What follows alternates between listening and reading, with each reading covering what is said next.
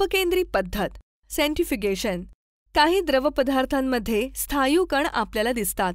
हे कण द्रवपदार्थात अविद्राव्य म्हणजेच विरघळत नाहीत. उदाहरणार्थ गढूळ पाणी, शाई, रक्त, ताक इत्यादी. तुम्ही गढूळ पाणी पाहिले असेलच. ते जेव्हा स्थिर राहते तेव्हा मातीचे कण तळाशी जाऊन बसतात. दूध, शाई यातील कण तळाशी जाऊन बसत नाहीत, कारण अशा मिश्रणातील स्थायूचे कण लहान व हलके असतात. द्रव आणि स्थायूच्या मिश्रणातून स्थायू वेगळे करण्यासाठी सेंट्रिफ्यूज म्हणजेच अपकेंद्री यंत्राचा वापर करतात.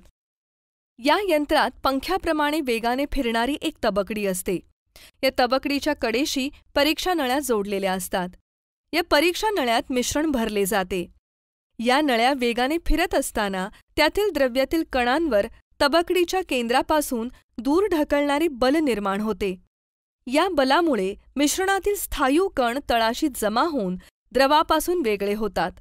घुसळणे ही एक पदार्थ वेगळे करण्याची पद्धत आहे. लोणी ताकापासून वेगळे करण्यासाठी ताक घुसळले जाते, कारण ताकात लोण्याचे कण मिसळलेले असतात. घुसळण केल्याने ते एकत्र येऊन त्याचा एकच गोळा बनतो. रंजक द्रव्य पृथक्करण पद्धत क्रोमॅटोग्राफी.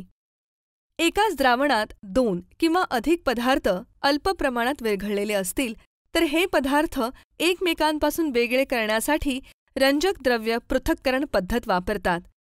या पद्धतीचा वापर कशाप्रकारे केला जातो ते आपण या प्रयोगाद्वारे पाहूया. कृती: एका चंचू पात्रात थोडे पाणी घ्या. गाळण कागदाचा लांबट तुकडा घेऊन त्याच्या एका कडेपासून सुमारे 2 सेंटीमीटर अंतरावर निळ्या शाईचा ठिपका द्या. आता हा कागद पाण्यामध्ये उभा ठेवून चंचू पात्रावर झाकण ठेवा. पहा, काही वेळानंतर हा शाईचा ठिपका गाळण कागदावर थोड्या उंचीवर चढलेला दिसतो आहे. काही प्रकारच्या शाईंमध्ये वेगवेगळ्या प्रकारच्या रंगछटांचे 2 किंवा अधिक घटक पदार्थ असतात. अशा वेळेस ते पदार्थ त्यांच्या रंगछटातील वेगळेपणामुळे वेगवेगळ्या उंचीवर चढून एकमेकांपासून वेगळे ओळखू येतात. असे पदार्थ परस्पर विरोधी व वेगवेगळ्या पदार्थांसाठी वेगवेगळे असल्याने मिश्रणातील वर चढणाऱ्या द्रावकाबरोबर गाळण कागदाच्या टोकापर्यंत न चढता कमी अधिक प्रमाणात मागे राहतात. तर मुलांनो, पदार्थाची वर चढणाऱ्या द्रावकातील विद्राव्यता आणि स्थिर असलेल्या गाळण कागदाला चिकटून राहण्याची त्यांची क्षमता या पदार्थांच्या 2 गुणधर्मांचा उपयोग या पद्धतीत केला आहे. तसेच या प्रकारचा प्रयोग आपण कागदाऐवजी खडूचा वापर करून सुद्धा करू शकतो. अशा प्रकारे रंजक द्रव्य पृथक्करण पद्धतीचा वापर केला जातो.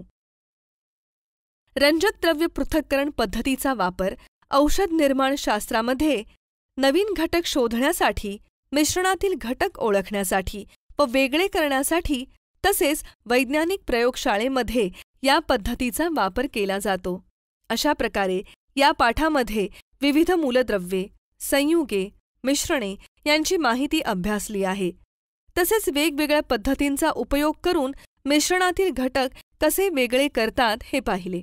तर मुलांनो, अशा प्रकारे आपण आज मूलद्रव्ये, संयुगे आणि मिश्रण या पद्धतीचा वापर कसा आणि कुठे केला जातो ते पाहिले.